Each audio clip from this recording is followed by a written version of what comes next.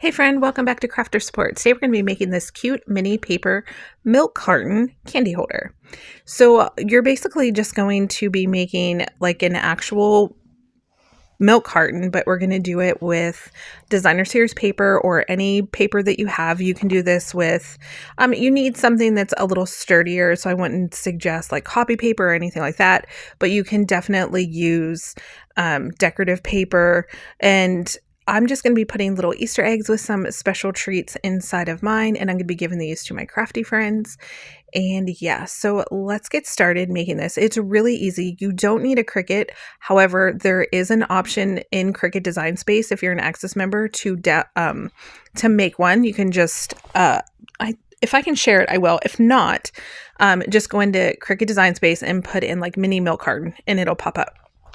Okay, so I designed this one specifically to fit an 8.5 by 11 sheet of paper because I know some of y'all don't have 12 by 12 paper. So I'm going to cut it at 8.5, and then we're going to cut it at 6.5. So you can make these as tall as you like or as big as your paper can handle. But I just, like I said, wanted to do the 8.5 by 11 size paper that would make it easiest for you guys. So then you can cut it at your 6.5. And then on your 8.5-inch side, we need to do some scoring. And the numbers that we're going to score at are 2, 4, 6, and 8. And then you'll have a 1/2 inch left over, and we need that. So that's going to be what puts everything together. And then on that 8.5-inch side, we're going to turn it one turn. And we're going to score it at a 1/2 inch, at 1.5 inches. And then our last score is going to be 4.5. And if you don't have a scoring tool like this, there's scoreboards out there. I'm going to show you all the different tools. I'm going to be doing a lot of teaching techniques for stamping and craft making and paper, like making paper designs. And here I'm just using a piece of cardstock. I'm cutting it at 9 by 1 inch, and then I'm scoring it at 2, 4, 6, and 8 with that little leftover inch just to be able to help close. This is like a belly band that's going to go around the milk carton. So now we have to do our folds. So the folds go a little different in this one. So the first fold's going to come back towards you. So it's the 1/2 inch one, the 1/2 inch on the 8.5-inch side. I hope that makes sense. And we're going to fold it towards us because that's the very tippy top of the milk carton. And then we're going to use our bone folder. I think it's really important to use your bone folder on projects like these, or if you don't have a bone folder, you can use a ruler, the edge of a ruler or something, but just to get that crease down. And then on the 1.5-inch fold, we're going to press it away from us. So the 1/2 inch is towards, the 1.5 is away, and then the 4.5 is away from us. And it's important, like I said, to get all these score lines done so that way when you fold your project, it goes right into place for you. Okay, and now we have see, it kind of looks like a 1/2 milk carton right now. So that's how it should look. All right, and now we're going to do our 2-inch fold, our first 2-inch fold. And remember, we have that 1/2 of an inch that was left over from when we were scoring. That we need to fold in as well, because that's what's going to layer everything together. So we're going to layer the right side into the left on that little piece, and that's what's going to hold our entire milk carton together. And again, you want to get a nice clean fold on that so that way it holds its shape. And so here I'm just making sure everything's still lining up, because sometimes when you start to fold, even though you have good score lines, it can get a little off. So you want to definitely make sure it's still lined up and pressed well. So that's our final one. And now we have to, did we already fold it that way? Yes, we did fold it that way. Okay, so now we're just going to, it's going to kind of like roll on you. Now we need to cut some pieces off because we don't need all of that. But in order to make it the easiest way possible to score, I just left it all one piece. So we're going to cut up from the bottom. So we're going to cut up to the 4.5-inch score line that we made. And we're going to trim that one little piece off that has the score, the 1/2 inch score mark. And then we're going to do that in each gully of the score marks. So in each little divot where we scored, we're going to cut all the way up to the 4.5-inch score line that we made. And this is going to be the bottom of our milk carton that we tuck under to close it off. And if you need to, you can cut out little triangles out of the sides, and you can even trim 2 of the ends down just to make it a little less bulky whenever you're closing it off.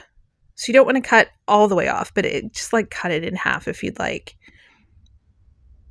So here we're just cutting out. It just makes it easier to fold without having like bulged corners, I guess. And then you can kind of see the process. It's just going to close up like that. And all we need to do is put some glue or adhesive, whatever adhesive you want to use. The Stampin' Seal would work. I like to use the glue for my 3-dimensional projects, for any project that is going to be holding and carrying something. And this is, I'm just like refolding it to give it that, like, to make sure that I'm doing everything that I'm supposed to do. I like to double check my work. So now I'm just going to put a little bit of glue. It looks like I'm putting a lot. I'm really not. We don't want the glue to smush out and then end up gluing the whole thing together. But then we're just going to fold it over and then fold our right to our left and line it up and press. And that's like, that makes pretty much the square that we need, the long rectangle, I should say. And there you have it. So now we just need to flip it to the back. And from top to bottom, I mean, not back, flip it over so we have the bottom on top. And we're going to press one of our small pieces down and we're going to put glue on that.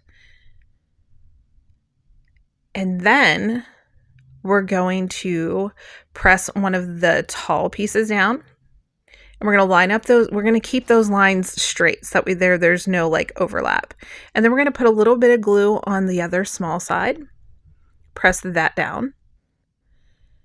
And then we're going to put glue on our final flap and close it all up.